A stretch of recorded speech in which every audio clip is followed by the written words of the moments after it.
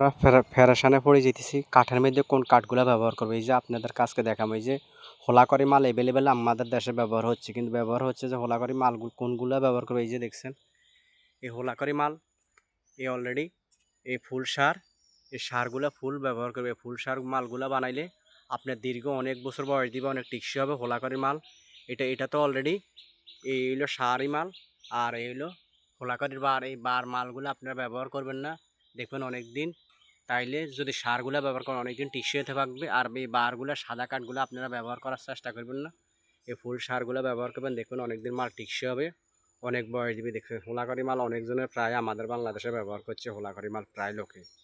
তো এরকম মালগুলো ব্যবহার করবেন, অনেক দিন থাকবে, অনেক টিকসই হবে। এই যে এই দেখছেন এই ভিতরে যেই কাঠটা লাল, ওই কাঠটা ব্যবহার করবেন। আর সাদা যেগুলো ওই ফলগুলো ফালাই দিবেন হোলা করে, তাহলে অনেক বছর বয়স দিবেন, অনেক টিকসই হবে। এই যে এই মালটি ব্যবহার করবেন, এই মালটি ব্যবহার করবেন সবসময়। এই ফুল সার মালটি ব্যবহার করবেন, সাদাগুলো ব্যবহার করবেন না।